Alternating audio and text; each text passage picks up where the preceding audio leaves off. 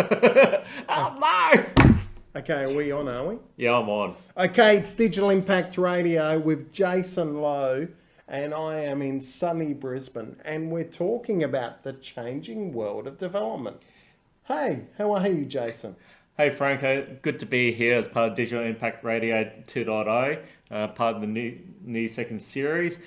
Yeah, it's been changing world, and I suppose I'll come back to when we caught up at the old office in 2015, just kicking off the idea around how do we do Dev Cloud type workshops.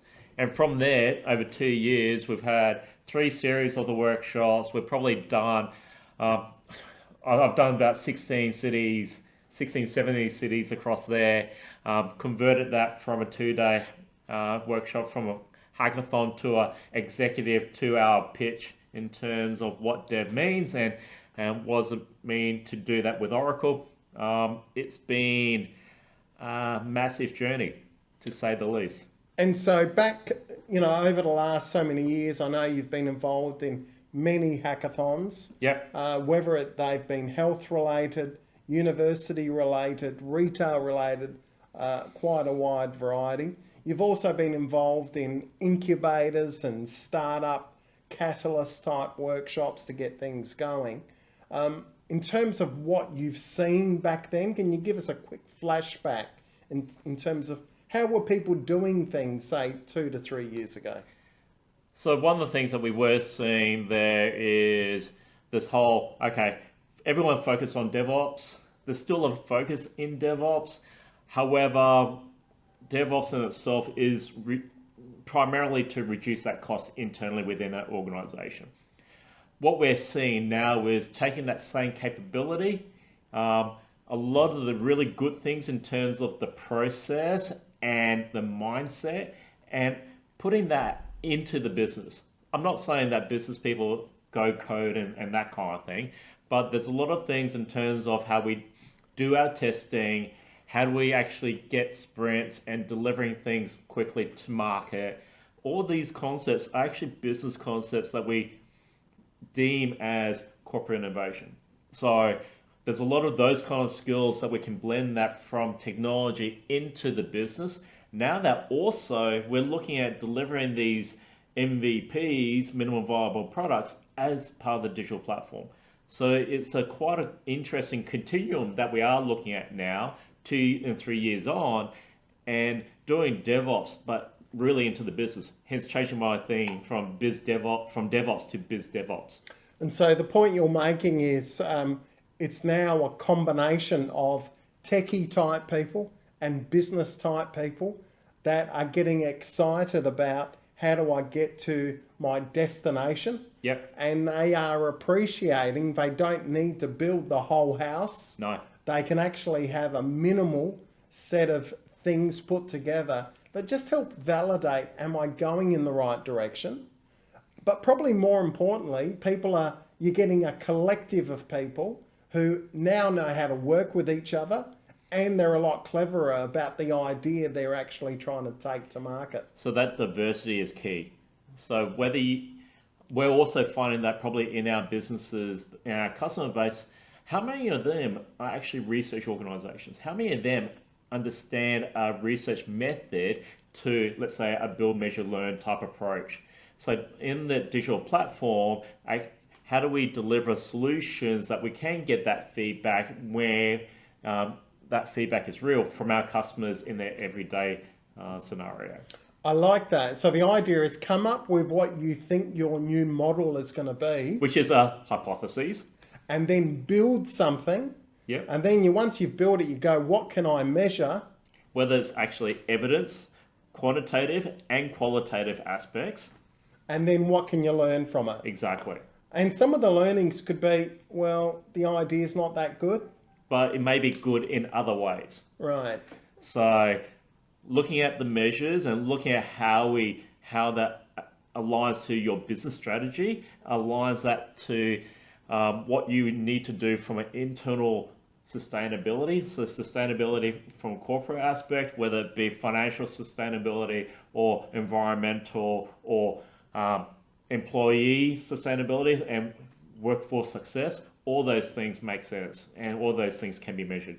And the word sustainability I'm picking up is something we would not have talked about probably 3 or 4 years ago, whereas we're now recognizing that needs to be part of the fabric. And businesses have their existing investments. So there's technology, there's financial investments and people investments that we can't just throw away. And hence things as far as how we adapt technology and best utilize those resources for what they are, is that blending approach that makes a lot of sense. So things around APIs, things around how do we adapt identity so we know who we're talking to, our personas and our customer segments. All of those things are very important to make sure we have the right blend. And so you mentioned the word identities, you mentioned the word APIs. The only other one I'd say a business person would have to relate to is data. So is the point you're making, if you can briefly talk about the role of data, the role of these business touch points known as APIs, and you probably care about the personas, and that's framed as the set of identities. So underneath all of that is the data points. So coming back to that build, measure, learn, what we are measuring is based upon the data that we collect. So more scenarios or more avenues that we collect data, whether it's through APIs, whether it be through our system of record, whether it be mapping out geofencing in real-time streaming, or the identity or how people interact with our system. All of those are data points that we can use to better measure a specific outcome and to understand, mapping that back to our original hypotheses, whether that's true or not, or whether how confident we are with that approach. So the thing which I'm picking up, and I've heard you talk about this before, we live in this changing world of development. Yes. Where people are starting to pick up, it adds real value to my organization.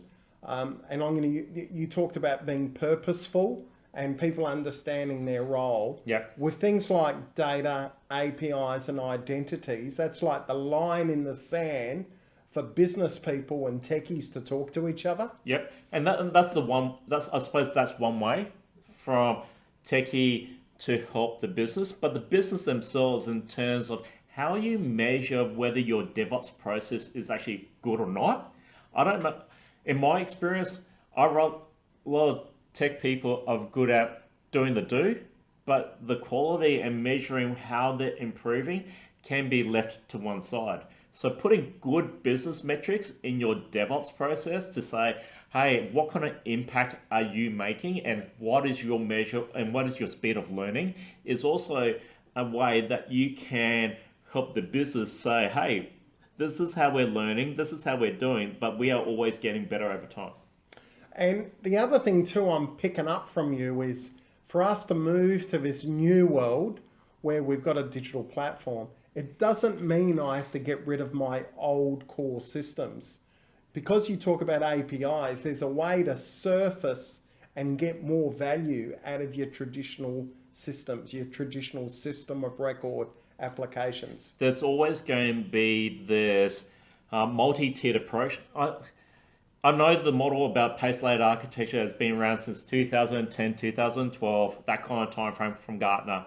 However, in terms of our IT portfolio, we're always going to have a core back-end system. There's always going to be areas that we want to standardize at the enterprise that isn't in the core system. There's always going to be things that we want to try. So that pace-layered architecture works both in terms of these systems, but also the way that we want to operate and the way that we want to behave. Great, great. I'm going to finish off saying, if there was one phrase, would you say it's do, measure, learn? Build, measure, learn. Build, measure, learn. There you go. Yeah, build, measure, learn would be part of that that core phrase that underpins a lot of this. And how we look at data, how do we look at our process, and how do we look at doing better? To me, that's one of those probably fundamental components to it. Thank you. Thanks for your time. Thanks, Franco. Appreciate it.